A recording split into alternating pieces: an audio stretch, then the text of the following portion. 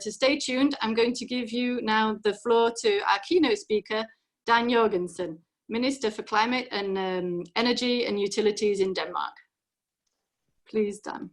Thank you so much. Great to be with you, friends, even though it's a little bit weird having these sort of sessions. I guess we are all more or less used to them now, and we just have to take joy in the fact that we are saving a lot of emissions by not flying and meeting across the planet. Also, thank you for the great meeting we had in New York, the Climate Action Summit. Obviously, a lot of things have happened since. We're in the midst of a terrible pandemic, huge human tragedies across the planet. Also a crisis situation that really causes us extra challenges with regards to the green transformation agenda. And I'll try and say a few words about that here today. Let me start a little bit differently though, because in this house where I am now in Copenhagen, my ministry, just 20 meters down the road, one of the great prime ministers of Denmark was born in 1873, Thorvald Stauning. He was prime minister from 29 till his death in 42, and he's considered really the father of the Danish social welfare state. But what a lot of people don't know is that he was also a keen environmentalist, even before that word existed. When he was a child, just 10 years old, he used to like to take a walk with his dad, walking from the middle of Copenhagen, 10 kilometers to the north of Copenhagen, to a famous beach. But he later wrote when he was an adult that already when he was a child, he was astonished that walking those 10 kilometers along the sea, he didn't see the sea even once, because there was huge fences, because the houses were owned by the rich, and the rich owned also the access to the beach. So what he did when he became prime minister was to say, no, the beaches, the oceans doesn't belong to any individuals or companies. They belong to everybody. So everybody needs to have access to all beaches in Denmark, and that is still the law. He also said it shouldn't be allowed to build houses close to the water. So still today, even, we have a ban against building any buildings 100 meters from the coast, which means that we have beautiful clear coasts all across our country. So this is just to say, even before anybody knew about climate change, even before the term environmentalism was coined, we in Denmark had a great proponent for conservatism, not conservatism in a political sense, obviously, but for conserving nature and giving access to nature. And he also coined this as a question about equity. So he said, well, we all enjoy nature, but we need to make sure that it's for everybody. I know that in many other European countries and countries across the globe, progressive politicians also 100 years ago talked about these things. They just didn't really have the language for it yet. But I think it's something that we should revisit in our family, because there's one danger that I see right now in discussion about green transformation and the fight against climate change. I'm of course, like everybody else, happy that it's higher on the agenda than it's ever been before. But I do fear sometimes when I talk to political parties that are not a part of our family, that we have a completely different view on how it is that we are to achieve our goals. Because for them, the solutions are not necessarily good for society as a whole. For them, the solutions are not necessarily with a focus on equity and equality and social balance. It's extremely important that we keep that focus.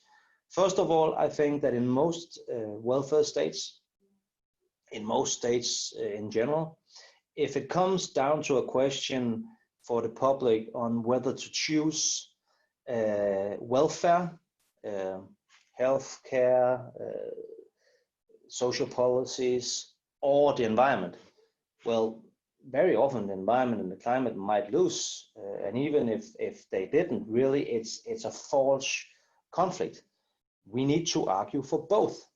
Also, some of the decisions that you might make as a policymaker that would, for instance, limit growth or limit consumption, tend to have a very unfair way of hitting the people that has the least in our societies, and not really making the polluters pay, not really making the ones that have the most contribute.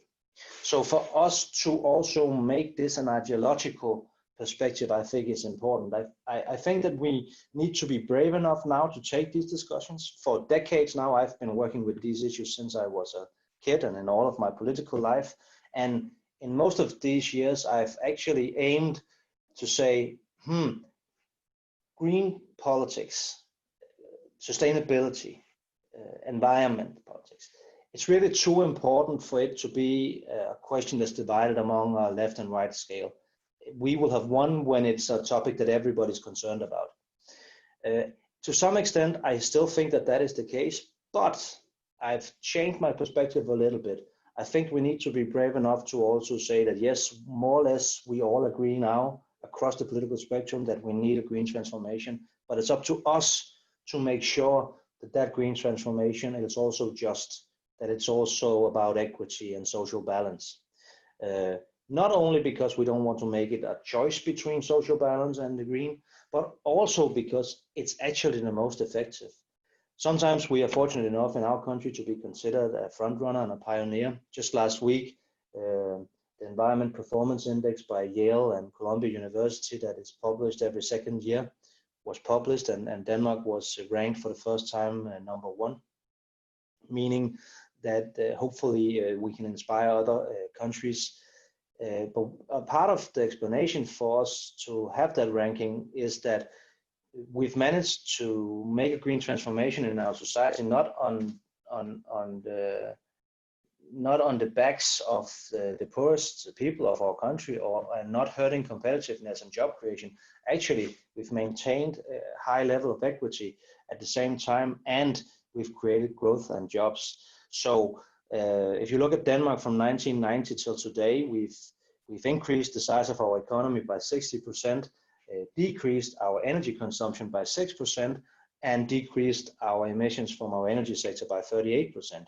So that is to show you can decouple growth and emissions, pollution, and you can actually make these policies in a way that are fair and equal.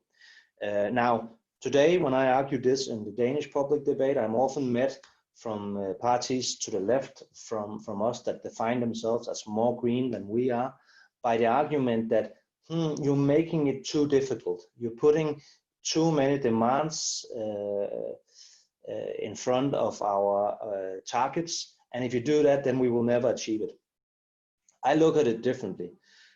We want to be a front runner. Why do we want that? Well, if you look at our emissions, for instance, on the climate issue, our greenhouse gas emissions are only 0.1% of the globe's greenhouse gas emissions. So even if we close down Denmark tomorrow, it probably wouldn't make much of a difference for the climate.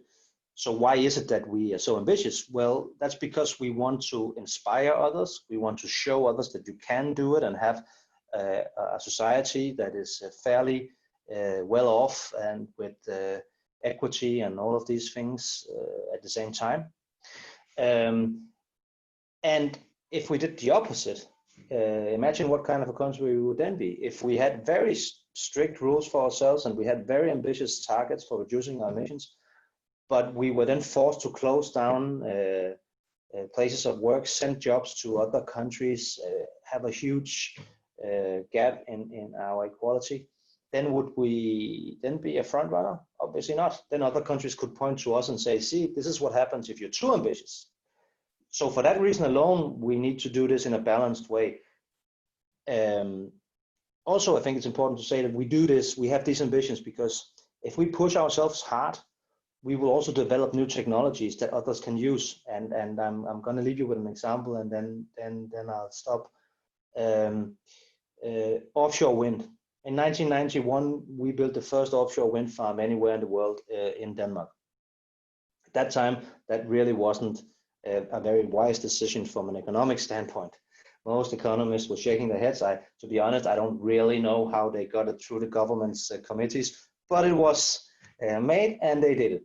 Because of that, that was really the starting point for the development of offshore wind. And today, as you probably all know, offshore wind can compete with coal most places in the world in price, and offshore wind is considered one of the biggest single solutions to climate change. The IEA estimates that we actually have the potential to cover the entire planet's electricity consumption 11 times just with the offshore wind resources. So that is just a point to illustrate that sometimes some countries need to make investments that on the short term are probably not that economically feasible and smart, but in the long term that can drive a development that the entire planet will benefit from. And actually, if you look at it isolated from Denmark, it's ended up being a hugely good investment for us because we now have tens of thousands of jobs in that sector in Denmark.